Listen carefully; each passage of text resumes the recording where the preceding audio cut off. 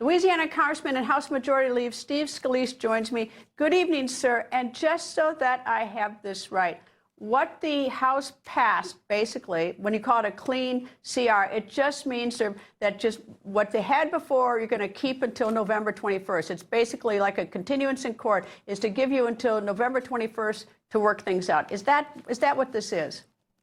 That's exactly right, Greta. It's no changes, no new things, no taking out things that we don't like. It just keeps everything status quo till November 21st, so we have more time to negotiate our differences. And believe me, our differences are very wide between Republicans and Democrats, but you can see they have been hell-bent on getting funding, taxpayer funding for healthcare for illegal aliens, and that's why they shut the government down. Maxine Waters even confirmed that yesterday. So they have made it clear why they want to shut the government down because of things that are not in the bill that we voted on. 99% of Democrats voted to shut the government down in the House. That bill's in the Senate. They can vote today to open the government back up. If they don't like how Donald Trump is conducting a shutdown, look, the law going back to 1870 gives the President of the United States more power during a shutdown. That's the law that's been on the books for over 100 years. Democrats are voting to give Donald Trump more power, ironically. The same Democrats, Schumer, can vote to take that power away from Trump by voting to reopen the government, but he refuses because he wants a shutdown so he can fund illegals' health care. It's a non-starter, Greta.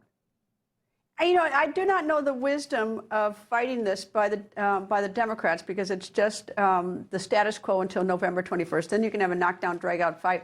But as you noted, is that the president has got to take the amount of money that he has that's been appropriated and try to run the government for essential employees versus non-essential, and it opens a door for him to furlough people and even to fire people, eliminate jobs, which is what he and Elon Musk seemed to want to do in the beginning of the term with Doge. So now he just has the ability to eliminate those jobs and get what he believes to be the bloat. So it's almost as though the Democrats handed him a win.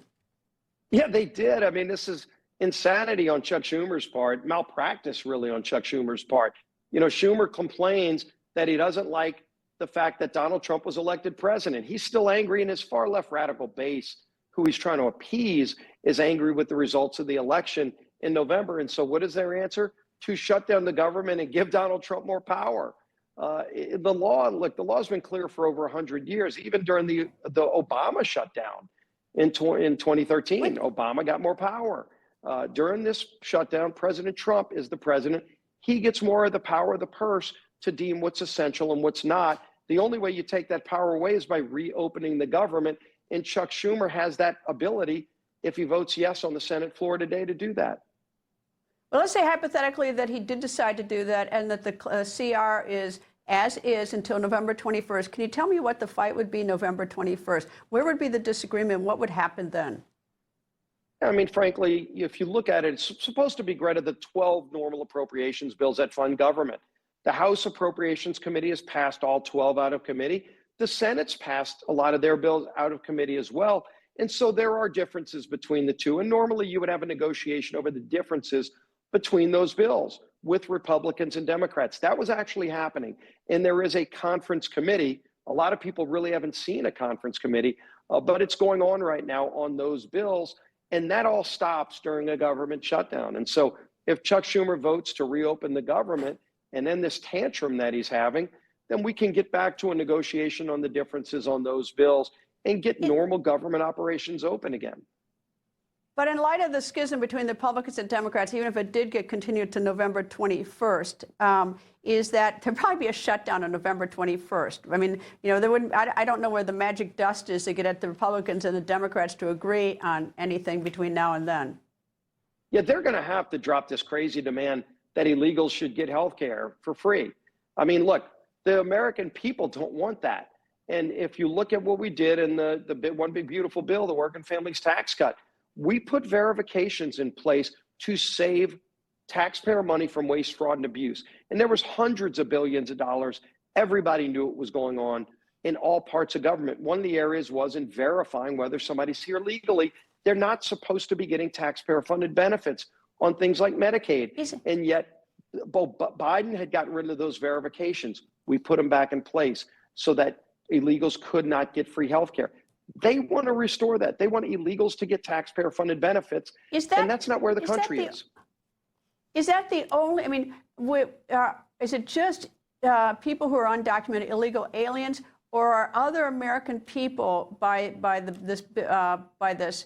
who have health care through Obamacare, would they lose benefits as well? There's differences on problems of Obamacare. Look, I mean, they called it the Affordable Care Act. Its prices are 80% higher for families today than when Obamacare passed. So it's not affordable, but that's a whole separate debate. And so, Greta, there are things that expire that Democrats, by the way, set to expire in December. That's not supposed to be part of the government funding debate. You know, government funding goes through September 30th. There are other things that expire in December that we can have separate debates on. The Democrats and Chuck Schumer are trying to bring those debates into this government shutdown debate and create another set of arguments. At the end of the day, stop holding hostages. If you want to have a debate on all of this stuff, whether it's government funding, our defense priorities, border security, or healthcare, we can debate all of those things, but not while the government shut down, not while Chuck Schumer is holding our military pay hostage, Greta. Well, the Democrats say it's not just the funds for the people who are illegally here in the country, but that also they do want to extend the benefits for those who are American citizens here legally who will lose their benefits at the end of this calendar year. It's primarily insurance companies that they want to bail out. The bill that they're talking about, these Obamacare tax premiums, those are subsidies that the Democrats put in place. And by the way, the Democrats set them up to expire. We didn't do that. Democrats set them to expire because they said they were temporary. So if they thought they should be needed forever, why didn't they create them to be forever? They set them up to expire, and they set up people that are making $1 million a year to get them. They did a lot of other things. That would be a $400 billion new set of spending, Greta.